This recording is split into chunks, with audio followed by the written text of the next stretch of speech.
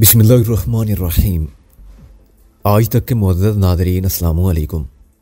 हम किस नंबर 113 मुलाहिज़ा फरमाएं। ये बड़ी कमज़ोर दलील है। दूसरी आवाज़ ने पुकार कर एहतजाज किया। रुस्तम ने यह शादी भी इसलिए की थी कि ये तुम्हारा हुक्म था। उसने जीवन साथी नहीं चुना बल्कि हुक्म की तामील की है। इस शादी से वो जितना खुश है इसका पता भी तुम्हें बड्डे डेरे पर चल गया था। महनाज और हनीफा ने तुम्हें बताया था कि रुस्तम इस बंधन को बस बंधन के तौर पर निभा रहा है। सोचते सोचते शानी को फिर ऊँग सी आने लगी। इसे लगा कि वो एक बार फिर पोटो हार के उन्हीं वैरान टीलों में है। तीसरी सुरंग के अंदर भागते भागते वो अंधी दराड़ में गिर गई है। इस दराड़ में रुस्तम उसके साथ है। वो सर्दी और बुखार से कांप रही है। फिर इसे रुस्तम का नरम गर्म लम्स मिलता है, इतना प्यारा इतना मेहरबान लम्स के जिसकी खूबसूरती को लफ्ज़ों में बयान करना नामुमकिन है। इस लम्स की याद ने शानी को तड़पा कर रख दिया। वो एकदम अपनी जगह से उठ बैठी। इसकी सांस धोंकनी की तरह चल रही थी। इसे लगा जैसे इसके होंठों पर और गालों पर अभी तक रुस्तम के होंठों की गर्मी मौजूद है। इसकी आंखों में हया के सुर्ख डोरे तैर गए। खिड़कियों से बाहर बारिश तवातर से हो रही थी। किसी वक्त बिजली चमकती और कोठी का वसी लान रोशन हो जाता। लान के फूलदार पौधे, क्यारियाँ, घास और संगे मरमर का फुआरा सब कुछ चंद लगते के लिए रोशन होता और फिर अथाह तारीकी में डूब जाता। शानी ने वाल कला की तरफ देखा। अब रात के 11 बजने वाले थे। कुर्बो जुआर में खामोशी तारी थी। दिन में गोरा के खांसने की आवाज़ें आ रही थी। शायद बाकी लोग भी सो गए थे, लेकिन नहीं, कोई अभी तक जाग रहा था। वो दूर बरामदे के आखिरी सिरे पर था और टहलने वाले अंदाज में घूम रहा था। शानी ने शीशे से चेहरा लगाकर ध्यान से देखा। कुछ नजर नहीं आया, लेकिन फिर एक लख्ते के लिए बरके आसमानी कूद कर रुस्तम की झलक दिखाई। हाँ, वो रुस्तम ही था। उसके सर के लंबे बाल दूरी से पहचाने जाते थे। वो कंधों पर चादर लिए बेकरारी से टहल रहा था। उसके ऊँटों में गालबन सिगरेट था। वो तनहा था। इन लम्हों में शानी के दिलो दिमाग में एक अजीब सोच आई। इसका दिल चाहा कि वो सब मसलतों को बालाए ताक रखते हुए कमरे से निकले और रुस्तम के पास पहुंच जाए। उससे वो सब कुछ कह दे जो वो कहना चाहती है। उसे बता दे कि उसकी ज़िंदगी को ख़तरा है और वो उसकी पनाह में आना चाहती है। वो जानती थी एक बार, सिर्फ एक बार उसकी ज़बान से ये अल्फाज सुनकर रुस्तम बाकी सब कुछ भूल जाएगा। उसके लिए ये मुमकिन ही नहीं रहेगा कि वो ख्वाहिश के बावजूद किसी और के बारे में सोच सके। उसे अपने बाजुओं में समेटेगा और जिस तरफ वो कहेगी चल पड़ेगा। पता नहीं किस रात, बरसात, हालात में क्या बात थी कि शानी का दिल बेपनाह शिद्दत से धड़कने लगा। इसी सारी सोचों का रुख रुस्तम की तरफ हो गया। इसे यूं लगा जैसे वक्त अपने आप को दोहरा रहा है। वो एक बार फिर मोहतम बस्ती में मौजूद है। सैकड़ों मोहतम मर्दो जन और बच्चे कितार दर कितार चमकीली धूप में खड़े हैं। उनके स्याही माइल चेहरे हिद्दत से दहक रहे हैं और वो शानी की तरफ बड़ी मुहब्बत भरी नज़रों से देख रहे हैं और बैक ज़बान कह रहे हैं, मंजा प्यारी मंजा, राज दुलारी मंजा, तेरा माई बड़ी दूर से आया है। इसका मुखड़ा जख्मों ने गहनाया है। देखनी इसके बैड़े खालों को, देखनी इसके पाँव के छालों को। शानी की जिस्म में हल्की सी लर्जिश नमूदार हो गई। वो देवी थी लेकिन पत्थर की नहीं थी। वो बेहद बावकार थी लेकिन फिर भी गोश्त पोस्ट की इंसान थी। ताकतवर जज्बे उस पर भी असरअंदाज होते थे। शानी ने अपने बिखरे बालों को समेट कर जूड़ा बांधा और शाल ले ली। बेड के नीचे चप्पल मौजूद थी। वो चप्पल पहनकर मुड़ी। यही वक्त था जब उसे शोल्डर बैग में रखे हुए मोबाइल फ़ोन की घंटी बजी। उसे शोल्डर बैग खोलकर मोबाइल निकाला। दूसरी तरफ से बुलंद होने वाली आवाज़ सुनकर वो सकता ज़दा सी रह गई। ये चौधरी बशीर था। हेलो शानी, कैसी हो?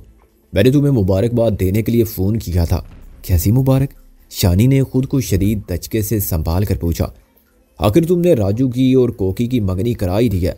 सुना है कि ताऊ शाम भी अब खुश है तुमसे।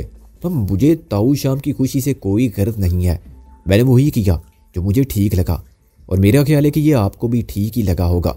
मुझे इससे कोई गर्ज नहीं कि मुझे क्या ठीक लगता है। जो तुम्हें ठीक लगता है वो मुझे भी कबूल है, चौधरी बशीर ने मानी खेज लहजे में कहा। आप कहाँ हैं? घर में। तुम्हें इसलिए फ़ोन किया था कि तलाक के कागजात बिल्कुल तैयार हो चुके हैं। परसों से मेरी गाड़ी में पड़े हुए हैं। खुद आकर ले जाओ या मंगवा लो। मेरे लायक कोई और खिदमत। मुन्ना कैसा है? बिल्कुल ठीक। आज देर तक टीवी देखता रहा है। अभी थोड़ी देर पहले सोया है। और तुम आज कहाँ हो? होटल में। शानी गड़बड़ा गई। दूसरी तरफ गहरी खामोशी तारी हो गई। चंद सेकंड बाद चौधरी की आवाज़ आई तो आहंग कुछ बदला हुआ था। मैंने कुछ देर पहले लैंडलाइन पर होटल फ़ोन किया था। वो बता रहे थे कि तुम और आरिफ दोपहर से कहीं निकले हुए हो। बस अभी वापस पहुंची हूँ। दूसरी तरफ से चंद सेकंड तक गंभीर खामोशी तारी रही। शानी एक बात सोचकर कांप गई। उसने ये कहकर गलती की थी कि वो होटल से बोल रही है। होटल एक मसरूफ सड़क के किनारे वाक़ था और कमरों में हर वक्त ट्रैफिक का मदम शोर सुनाई देता रहता था। हार्नों की आवाज़ें भी आती थी, लेकिन ये कोठी एक पुरसुकून रिहायशी इलाके में थी। फ़ोन लाइन पर सुनाई देने वाली खामोशी चौधरी बशीर को चौंका सकती थी और शायद वो चौंक गया था। इससे पहले कि वो कुछ कहती, चौधरी बशीर की आवाज़ फिर उभरी। इस मरतबा आवाज़ का आहंग ही बदला हुआ था। चौधरी ने कहा, शानी, तुम्हें याद है तुमने मुझे एक वादा कर रखा है, अगर भूल गई हो तो मैं तुम्हें याद कराता हूँ, याद करा दूँ। चौधरी के लहजे में एक सख्त मिजाज शोहर की सी सख्ती थी। जी मैं समझी नहीं। मेरे साथ तुम्हारा वादा है कि तुम मुझसे शादी के लिए खुद को ज़हनी तौर पर तैयार करोगी और इस तैयारी के लिए 6 महीने से ज़्यादा नहीं लोगी। इन 6 महीनों में कोई दूसरा शख्स, चाहे वो कोई भी हो, किसी भी हवाले से तुम्हारी ज़िंदगी में नहीं आएगा। और एक ख़ास बात ये कि जो कुछ माजी में हुआ वो हो गया, लेकिन अब तुम हर पुराने नाते से अलहदा रहोगी। ये वादा हुआ था ना। पता नहीं क्यों शानी का खल खुश्क हो गया। इसके मुसामों से पसीना बह निकला। इसने बमुश्किल कहा, क्या बात है, आप ये बातें क्यों याद दिला रहे हैं? चौधरी बशीर का लहजा मजीद संगीन हो गया।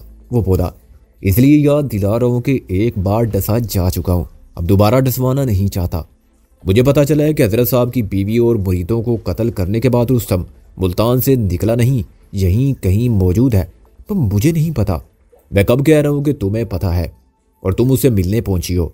मैं तुम पर कोई शक नहीं कर रहा शानी बेगम, और ना किसी तरह का इल्ज़ाम लगा रहा हूँ, लेकिन मेरी एक बात तुम आज कान खोल कर सुन लो।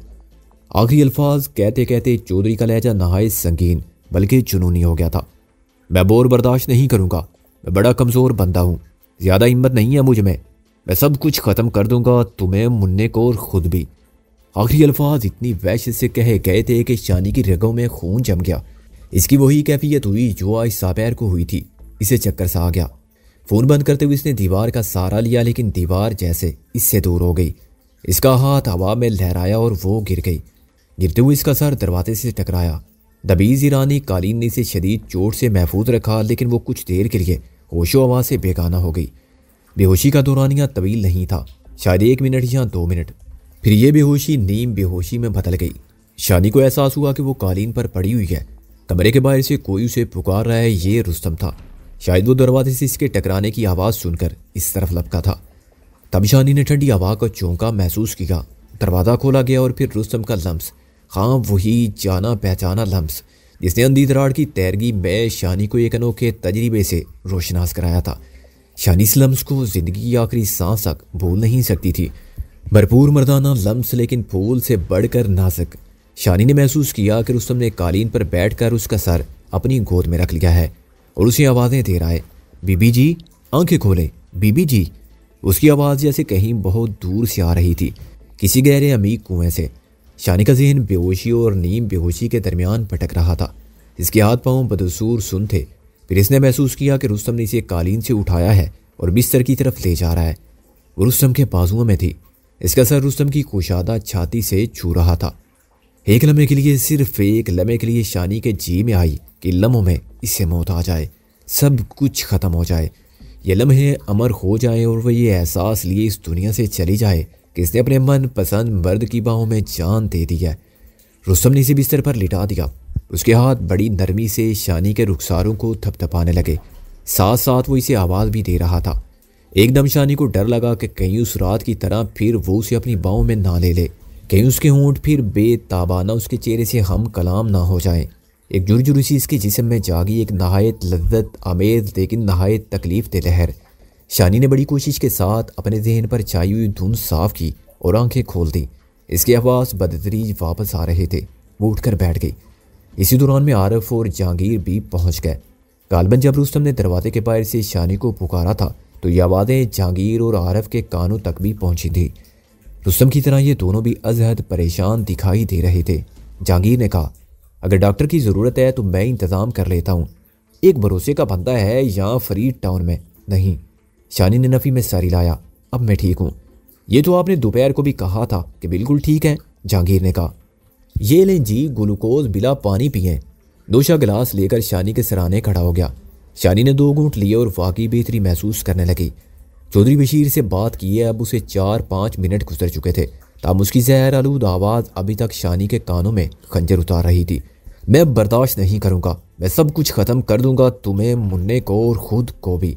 और वो ऐसा कर सकता था, वो जानती थी कि वो ऐसा कर सकता है। वो धीमे मिजाज का था, लेकिन उसकी रगों में तो वही उजड़ नारपुरी खून दौड़ता था। बड़े मेहरजी का खून जिसने दर्जनों बेगुनाहों को कत्ल कराया था और अनगिनत लोग बिजली के टोके में से गुजार दिए थे। चौधरी बशीर पढ़ लिख किया था, उसे अंग्रेज़ी बोलना आ गई थी, उसका लिबास और रख रखाव शहरियों जैसा हो गया था, मगर उसकी खसलत में नारपुरियों की खून आशामी और खट दरमी मौजूद थी। शानी अभी तक उसकी मनकुआ नहीं बनी थी, लेकिन शानी के साथ उसका रवैया अभी से सख्त मिजाज शोरों जैसा था। वो जब गुस्से में फुनकारता था तो शानी को उसके लबो लहजे में फ़ाखर की झलक नजर आती थी। शानी को बहुत वाज़ेह तौर पर महसूस होता था कि उसके अंदर एक हाकम मर्द की वही रूह है जो औरत को एक ज़रख़रीद जानवर से ज़्यादा अहमियत नहीं देती।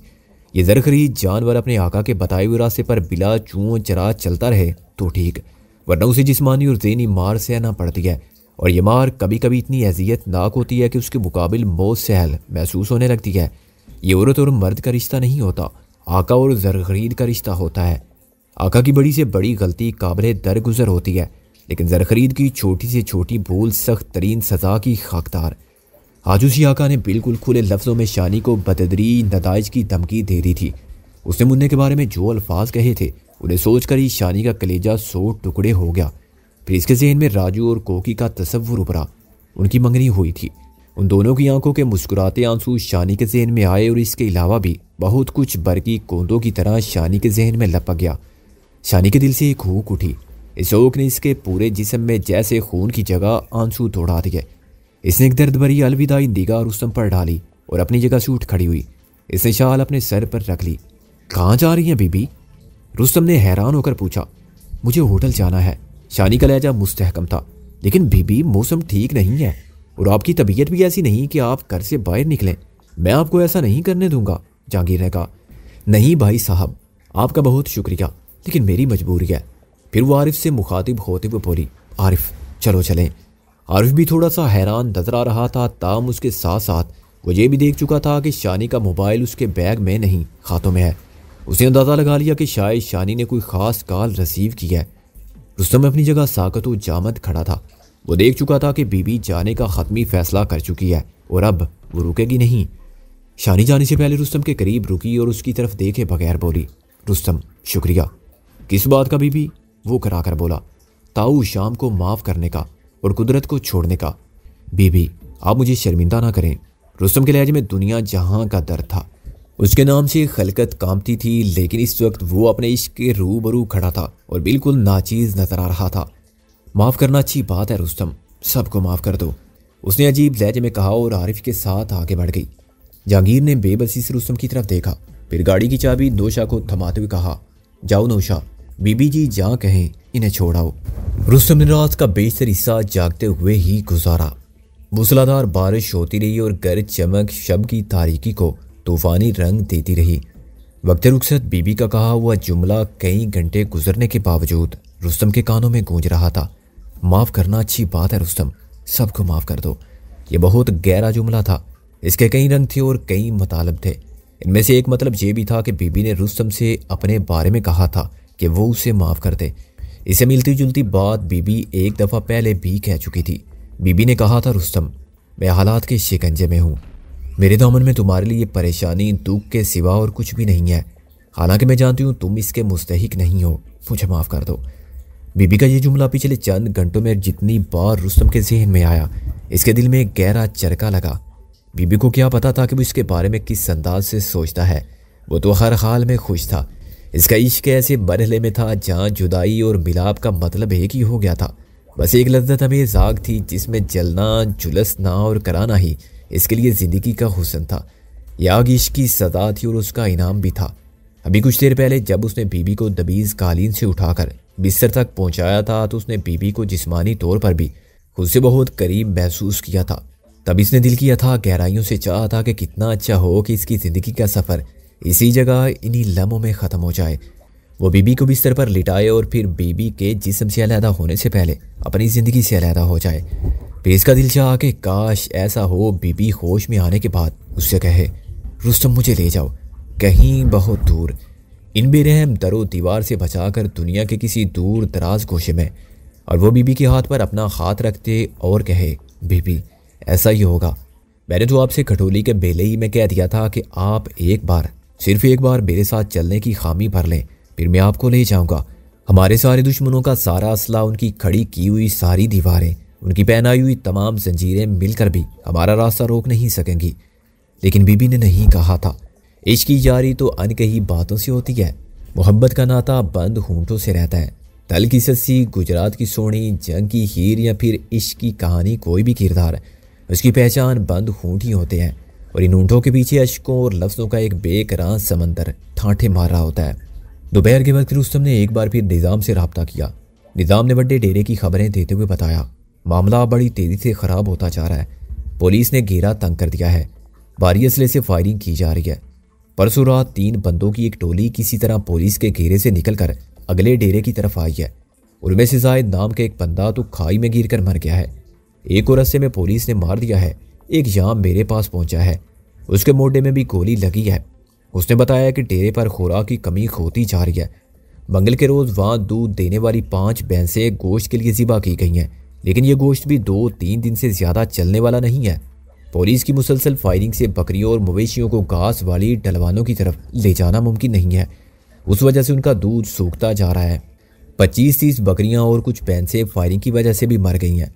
लाला फरीद से बात हुई? हाँ जी, आज सुबह सवेरे हुई थी। मैंने लाले तक आपका पैगाम पहुंचा दिया है, लेकिन लाले ने कहा है कि अब वड्डे डेरे की तरफ आना बहुत बड़ी गलती है। ये तो खुद को जानबूझकर मुसीबत में डालने वाली बात होगी। और कोई खबर? एक और बुरी खबर है जी, निज़ाम ने अटकते हुए कहा, फिर ज़रा तवक्कुफ से बोला। लाले फरीद की घर वाली बरजाई महनाज और बेटा टीपू दोनों गोली का निशाना बन गए हैं। क्या कह रहे हो? रुस्तम की आवाज़ भर्रा गई। ठीक कह रहा हूँ जी, ये हादसा कल सुबह सवेरे हुआ है। टीपू घूमता हुआ टीलों में काफ़ी आगे निकल गया। उस वक्त लाला और बरजाई दोनों सो रहे थे। कुछ देर बाद बरजाई जागी और टीपू को ढूंढने लगी। ये देखकर उसकी जान ही निकल गई कि वो काफ़ी आगे पहुंचा हुआ है। वो उसे आवाज़ें देते हुए उसके पीछे भागी। वो बच्चा था, शरारत में आकर वो भी भाग खड़ा हुआ। इतने में फायरिंग शुरू हो गई। दोनों माँ बेटा उधर टीलों ही में ढेर हो गए। उनकी लाशें उठाने के लिए लाला वगैरह को रात तक इंतजार करना पड़ा। रुस्तम की आंखों में शोख आंखों वाले खुबरू टीपू की शक्ल घूम गई, जो बड़े प्यार से उसे चाचा कहा करता था और बेतकल्फी से उसकी गोद में घुस बैठता था। रुस्तम ने कई बार लाले से कहा था कि वो बीवी बच्चे को मौत के इस नरगे से निकाल दे। वो इस बात पर आमादा भी हो चुका था कि महनाज टीपू को लेकर अपने भाई के पास चली जाए और वो उसे अपने साथ अमारात ले जाए। लेकिन ये सब कुछ नहीं होना था, और जो होना था वो कल सुबह सवेरे हो गया था। रुस्तम की आंखों में आंसू चमक गए। इसे महनाज याद आई, जो हमेशा खालिक से घूंघट की ओर से बात करती थी, जिसने सैकड़ों ही मक्खन वाले पराठे और अंडे बनाकर लाले और उसके दोस्तों को बड़ी मोहब्बत से खिलाए थे और उन सब की सलामती की दुआएं की थी। वो वाकई भरजाई थी। उसके सैकड़ों देवर थे और उनमें से एक रुस्तम भी था, जिसके साथ उसको बहुत उनस था। रुस्तम को मोहब्बत की खुशबू में बसा हुआ आखिरी नाश्ता याद आया जो महनाज ने रवानगी से पहले उसे खिलाया था। वो कुछ देर तक अपने जज्बात पर काबू पाने की कोशिश करता रहा। फिर उसने निज़ाम से पूछा, तुम कहाँ हो? निज़ाम ने अपना ठिकाना बताया। रुस्तम ने मुस्तहकम लहजे में कहा, अगले 2 दिन के अंदर मैं तुम तक पहुँच रहा हूँ। निज़ाम ने कहा, रुस्तम भाई, करीबन 15 बंदे और भी आगे जाने के लिए तैयार हैं। इसी तरह ने रुस्तम की रगों में जोश पैदा किया। वो इस जुमले का मतलब बखूबी समझ रहा था। कल निज़ाम ने बताया कि कुछ मुकामी लोग ऐसे हैं जो पुलिस कार्रवाई से बहुत मुश्तगिल हैं। ये वो लोग हैं जिनका कोई ना कोई करीबी अजीज़ दीगर मफरूरों के साथ पुलिस के घेरे में है। इलाके में अजराल बरादरी के कुछ लोग पुलिस की मदद कर रहे हैं। अवानों की एक दूसरी गोद संगवाल की दुश्मनी अजराल बरादरी के साथ चल रही है। इत्तफाकन संगवालियों के कुछ अजीज़ों कारब पुलिस के घेरे में भी हैं। अब ये लोग ज्वालामुखी बने हुए हैं और अपने भाई बंदों की मदद करने के लिए पुलिस से मुज़ाहमत करना चाहते हैं। निज़ाम के मुताबिक संगवालियों के एक जवान चौहान अहमद इस मामले में बहुत आगे था। चौहान इस इलाके की ऊंच नीच को अपने हाथ की हथेली की तरह जानता था। चौहान का कहना भी यही था कि अगर पांडू के मुकाम पर कोशिश की जाए तो पुलिस मुहासरे में आने वाले लोगों को निकाला जा सकता है। चौहान की राय निज़ाम की ज़बानी सुनने के बाद रुस्तम की राय मज़ीद पुख्ता हो गई। एक तरह से ये उसके ख्याल की तस्दीक थी। निज़ाम से बातचीत ख़त्म करने के बाद रुस्तम फिर अपना लाएअमल तरतीब देने में लग गया। अब वो जल्द से जल्द निज़ाम के पास जगवाल पहुंचने का इरादा रखता था। वो जानता था कि यहाँ से निकलकर जगवाल तक पहुंचना कोई आसान काम नहीं है। यहाँ चप्पे चप्पे पर पुलिस उसका डेथ वारंट लिए घूम रही थी, मगर वो ये भी जानता था कि यहाँ जहांगीर के पास वो ज़्यादा देर तक महफूज नहीं रह सकता। जिस तरह हरकत उसके लिए खतरनाक थी, उसी तरह सकूनत भी जानलेवा थी। यहाँ ठहरने में एक और भी अंदेशा पोशीदा था, और यह कि कहीं वो और गोरा चूहे की मौत ना मर जाएं। रुस्तम अपनी 222 राइफल से अलहदा नहीं होना चाहता था, लेकिन उसे यह भी मालूम था कि अब इस राइफल का साथ खतरनाक होगा। इसने और गोरा ने फैसला किया कि वो अपने पास फ़कत पिस्तौल रखेंगे। तेज धार आले के नाम पर रुस्तम के पास जो लंबा छुरा था, वो आसानी में गोरा ने उससे ले लिया था, कुदरत को कत्ल करने के लिए। कुदरत तो बच गया और वो छुरा अब फिर रुस्तम के पास था। गोल्ड पिस्टल का साइलेंसर भी रुस्तम के लिए एक कारामद शय था। इन्होंने अपने पिस्तौल अच्छी तरह साफ किए और गोलियों के दो फालतू मैगजीन भर लिए। बारिश बंद हो गई थी, लेकिन बादल मौजूद थे। रुस्तम का तजरीबा बताता था कि बारिश के दौरान में पुलिस से बचकर नकलो हरकत करना बहुत आसान होता है। रुस्तम की ख्वाहिश थी कि कल जब वो जाने के लिए निकले तो बारिश हो रही हो। दोपहर के बाद जहांगीर ने एक हुजाम को कोठी पर ही बुला लिया। उसने रुस्तम के लंबे बाल तराश कर आम साइज के कर दिए। दाढ़ी को भी तराश खराश कर संवार दिया गया।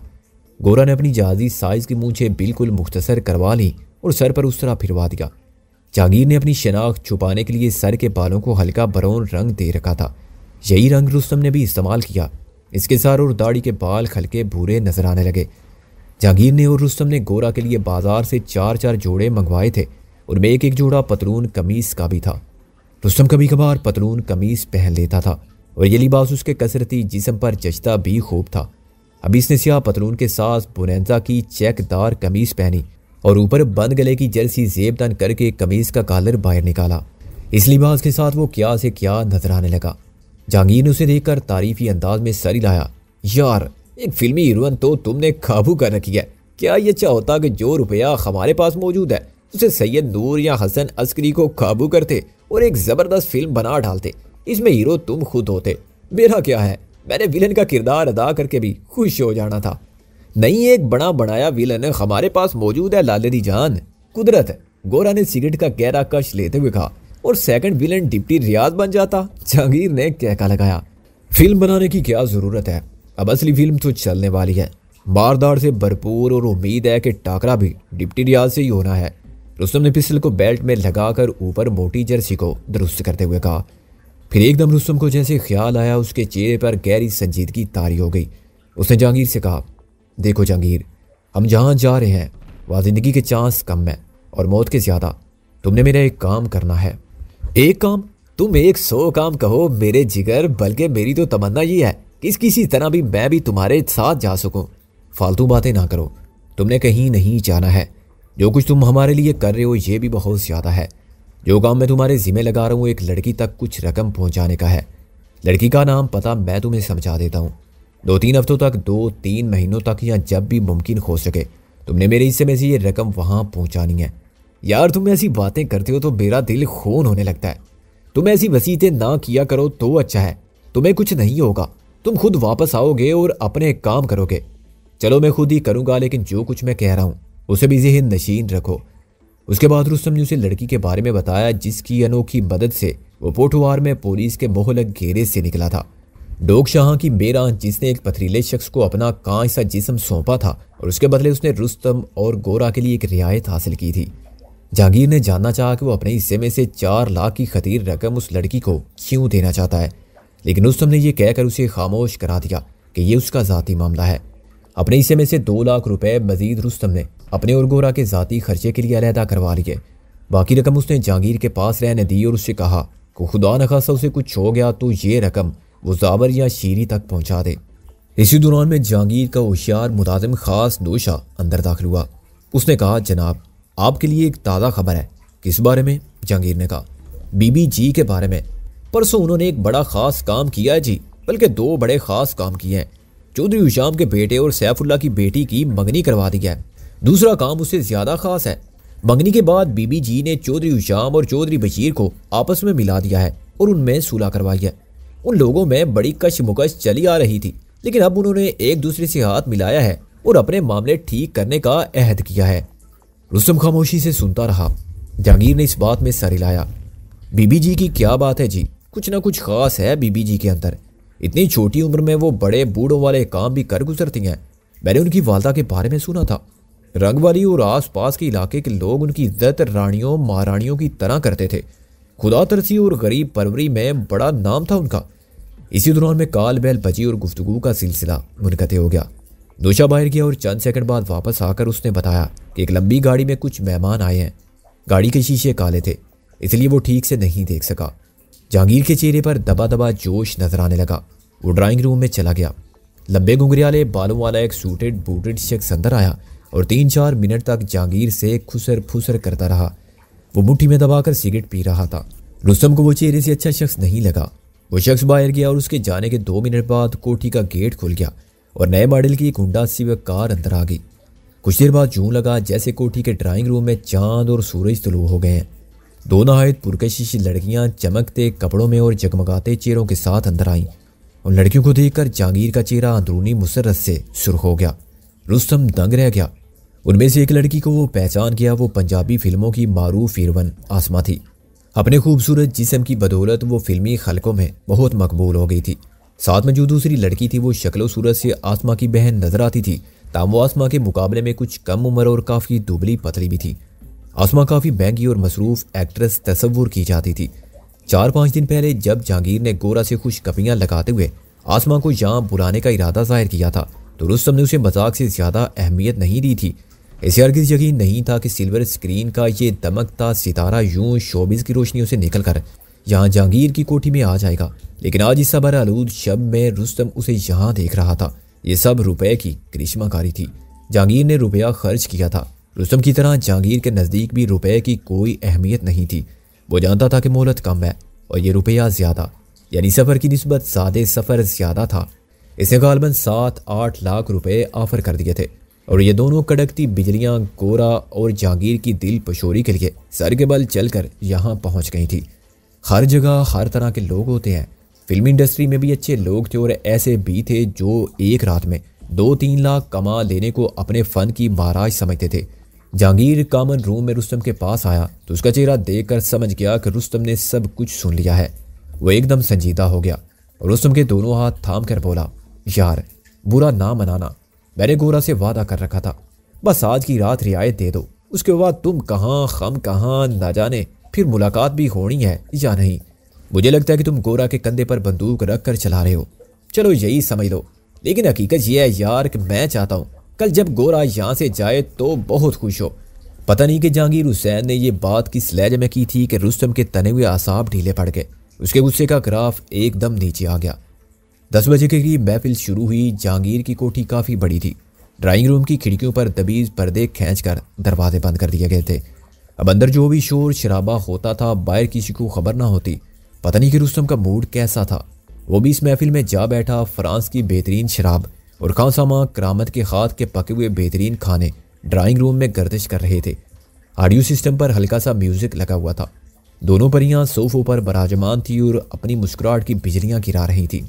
फिल्म स्टार आसमा बार बार अपनी कलाई की तलाई घड़ी देख रही थी। गालबन वो असली आदत ऐसा कर रही थी, वरना ये बात तो वो भी अच्छी तरह जानती थी कि जो भारी रकूम खर्च करके उन्हें यहाँ लाए हैं वो कीमत पूरी किए बगैर उन्हें यहाँ से जाने नहीं देंगे। और ये हिसाब किताब सुबह से पहले कहाँ बराबर होना था। शानी बीबी का चेहरा आज बुरी तरह रुस्तम की निगाहों में था। उसने नोशे की तरफ देखकर इस बात में सर हिलाया। वो तो जैसे पहले ही मुंतजिर था। उसने बोतल उठाकर रुस्तम का गिलास भी भर दिया। एक गोशे में टीवी मदम आवाज में चल रहा था। आसमा की छोटी बहन अलमास ने स्क्रीन पर नजर डाली और चौंकर बोली, बजाज साहब जरा ऊंची आवाज कीजिएगा। बजाज यानी जहांगीर ने टीवी का वॉल्यूम खोला। खबरें आ रही थी। डिफेंस के घर में डाके की खबर थी। 2 उम्र डाकू एले खाना को रस्सियों से बांधकर लाखों के जेवरात और प्राइज बांड वगैरह ले गए थे। खबर सुनने के बाद आसमा ने अपने जिस्म को नुमायां तर करने वाली एक लंबी सांस ली और बोली, इंतहा हो गई है जी, अब तो इस मुल्क में रहने को दिल ही नहीं चाहता। मेरी तो बस 2-4 फिल्में सेट पर हैं, इनको मुकम्मल करा लो, मैंने तो निकल जाना है फैमिली के साथ अमेरिका या कनाडा।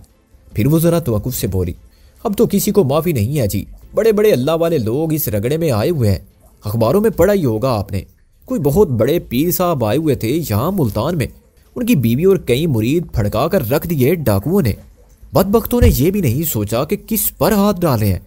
एक अल्लाह लोक बंदा जिसकी वजह से खलकत को फैज पहुंच रहा है, कुछ समझ में नहीं आता मजाज साहब के ऐसे लोगों पर आसमान टूट कर क्यों नहीं गिर पड़ता। रुस्तम ने आसमां के हयासूस सरापे पर एक तेज नजर डाली और बोला, अब ये आसमान चारा किस किस पर टूट कर गिरेगा। या तो हर तरफ कहर मचा हुआ है, कोई किस तरह लूट रहा है और कोई किस तरह। आसमां ने रुस्तम के तीखे अंदाज को महसूस किया और चौंक कर उसकी तरफ देखा। फिर सवालिया नजरों से जहांगीर को देखने लगी। जहांगीर बोला, ये अपना यार है रुस्तम, लाहौर से आया है, आपका पुराना फैन है। आखिरी फिक्रा जहांगीर ने अपनी तरफ से जोड़ा था। रुस्तम को इस हवाले से तसल्ली महसूस हुई कि दोनों एक्ट्रेसों ने इसे या गोरा को नहीं पहचाना था। उन दोनों ने अपने उंगलियों में जो तब्दीलियां की थी वो कामयाब थी। गुफ्तगू का रुख एक बार फिर कुदरत और उसके साथ पेश आने वाले साने की तरफ मुड़ गया। आसमां की छोटी बहन के ख्यालात इस बारे में मुख्तलिफ थे। उसने कोक का घूंट लेते हुए कहा, लेकिन बाजी कुछ सवाल पीर साहब के बारे में भी तो पैदा होते हैं ना। वो अपनी एक मरीजा का इलाज झाड़ फूंक से कर रहा था, लेकिन जब उसकी अपनी बीवी सी तकलीफ का शिकार हुई तो उसे लेकर वो हॉस्पिटल की तरफ भागा और फिर उसने दर्जनों लोगों के सामने एतराफ़ भी किया कि उससे गलती हुई है। जो मरीजा उसके पास आई थी उसका इलाज भी हॉस्पिटल में होना चाहिए था। अलमास, ये सब कहने सुनने की बातें हैं, मीडिया वालों ने कहानी बनाई है। आसमां ने अपने रेशमी बालों को पेशानी से झटकते हुए कहा, पर बाजी कोई बात होती है तो कहानी बनती है ना। डाकुओं ने वहां पीर साहब की कोठी में लूटा कुछ नहीं, ना ही किसी को अगवा किया। वो सिर्फ पीर साहब को सबक सिखाने आए थे। आखिर पीर साहब ने कहीं कोई काम तो दिखाया होगा ना। कोई काम शाम नहीं दिखाया। आसमां बोली, मुझे अपने फिल्मी साफी गुराया साहब ने इस बारे में सब कुछ बता दिया है। डाकुओं के हेड रुस्तम सियाल की एक मंजूर नजर है जिसे बीबी कहते हैं। उस बीबी की एक जेठानी का इलाज पीर साहब कर रहे थे। इलाज के दौरान में जेठानी की तबीयत कुछ खराब हुई तो बीबी ने चुदराहट दिखाई और बेवकूफ़ी वाला काम किया। उसने भड़क कर पीर कुदरत की बीबियों पर हमला किया और अमल में इस्तेमाल होने वाला सामान तोड़ फोड़ दिया। इस हल्ले गुल्ले के दौरान में बीबी की चहेती जेठानी की जान भी चली गई। बस उसी वक्त से ये कशमकश चली आ रही है। अब 5-6 बंदे कत्ल हो गए। देखिए इसका क्या नतीजा निकलता है। कुछ लोग तो कहते हैं कि रुस्तम की मंजूर नज़र बीबी भी इस खूनी वाक़े के वक्त वहाँ मौके पर मौजूद थी, पर उसकी तस्दीक तो नहीं हो सकी ना मैडम। जहांगीर ने दबे दबे लहजे में कहा। अलमास ने कहा, कुछ लोग तो ये भी कह रहे हैं कि अगर बीबी वाकई वहाँ मौजूद थी तो फिर उसी की वजह से पीर साहब और उनके बाकी साथियों की जानें बची हैं। अखबार में भी साफ लिखा है कि नकाब वाली एक लड़की बिपरे हुए रुस्तम सियाल और पीर साहब की दूसरी बीवियों के सामने आ गई। ये उसी का काम था कि खतरनाक कातिल को खींच तान कर मौके से दूर ले गई। उसने रुस्तम से बाकायदा झगड़ा किया और उसे उसके इरादे से बांध रखा। फफ्फे कुटनी होगी, पहले आग लगाई है, अब छींटे मार रही होगी। आसमां ने हस्बे आदत कड़ी देखते और पेशानी से बाल झटकते हुए कहा, दिल के अंदर किसने जान कर देखा है बाजी, लेकिन सुना यह है कि रुस्तम वगैरह से अब बीबी का ताल्लुक वास्ता नहीं रहा। पिछले दिनों मैंने खुद अखबार में पढ़ा था, सून में छुपे हुए डकैतों के खिलाफ कुछ लोगों के बड़े सख्त बयान आए थे और में एक बयान बीबी शहनाज का भी था। वालिद, भाई और शोर की मौत के बाद वो अब रफाई कामों में हिस्सा ले रही है। वजीराबाद के करीब किसी गांव में एक बड़ा हॉस्पिटल भी बनवा रही है। मेरा तो ख्याल है कि पीर कुदरत और बीबी के दरमियान जो चपकलश है उसमें हॉस्पिटल का चक्कर भी होगा। गुफ्तगू का रुख एक बार फिर कुदरत और रुस्तम सियाल के टाकरे की तरफ मुड़ गया। इसी दौरान में गोरा और जहांगीर विस्की से शुगल करते रहे। हल्की आवाज में म्यूजिक बजता रहा। आसमां बार बार अपने बाल पेशानी से झटकती रही और जिस्म को नुमायां तर्क करने वाले गहरे सांस लेती रही। उसकी उम्र 25 और 30 के दरमियान थी, लेकिन जिस्म कमान की तरह तना हुआ था और वो किसी भी तरह एक नोखेज लड़की से कम दिखाई नहीं देती थी। उसकी बहन तो थी नोखेज। रुस्तम ने सोचा, ये आसमां जो आज लाखों दिलों पर राज करती है, अगर इस उम्र में किसी गांव के करीब घराने में होती, बेनत मुशक्कत करके अदना गजा खाती और शोर के लिए लगातार बच्चे पैदा करती, तो अब तक शायद पक्की उम्र की औरत बन जाती। इसका जिस्म तनी हुई कमान जैसा नहीं, टूटी हुई कमान जैसा होता। यह दौलत का करिश्मा था कि वो सरतापा दिलकश नजर आती थी, और यह भी दौलत का करिश्मा था कि वो इस वक्त यहाँ फरीद टाउन की इस कोठी में मौजूद थी। दोनों बहनों की गुफ्तगू अब बहस की शक्ल इख्तियार कर गई। आसमां ने कहा, अलमास, रुस्तम सियाल जैसे बंदों को मैं तो इसे ज्यादा जानती हूँ। नादिया वाला मामला तो तुझे भी नहीं भूला होगा ना? कुछ पता है नादिया अब कहाँ है? कहाँ है? अलमास ने नाखूनों की पालिश देखते हुए कहा, डकैतों के डेरे पर, जहाँ आजकल पुलिस ने चढ़ाई की हुई है। उसे वहां अपने साथ ले जाने वाला रुस्तम सियाल ही है। अब पता नहीं कि वो वहां से जिंदा भी आती है या नहीं, मगर वो तो खुद उसके पीछे पड़ी हुई थी। सब लोग जानते हैं, और इस बात का कौन सा पक्का सबूत है कि वो वहीं पर है? वो खुद पीछे नहीं पड़ी हुई थी। यही जो खुदा तरस बीबी है ना, इसने फंसाया था उस बेचारी को। और उसके डेरे पर होने का सबूत भी तुम्हें 2-4 दिन में मिल जाएगा। उसकी लाश की तस्वीर अखबार में छपेगी या फिर वो पकड़ी जाएगी और पता नहीं किस किस के हाथों मट्टी पलीद करवाएगी। अल्बास ने हंसकर नफी में सारी ला दिया। दोनों परिचेरा बहनें अपनी रो में गुफ्तगू कर रही थी और इस बात से भी खबर थी कि जिनके बारे में वो गुफ्तगू कर रही थी वो उन्हीं के सामने मौजूद हैं। आसमा ने बीबी के बारे में गलत लबो लहजा इख्तियार किया था। अंदरूनी तहज से रुस्तम की पेशानी की रगें उभर आईं।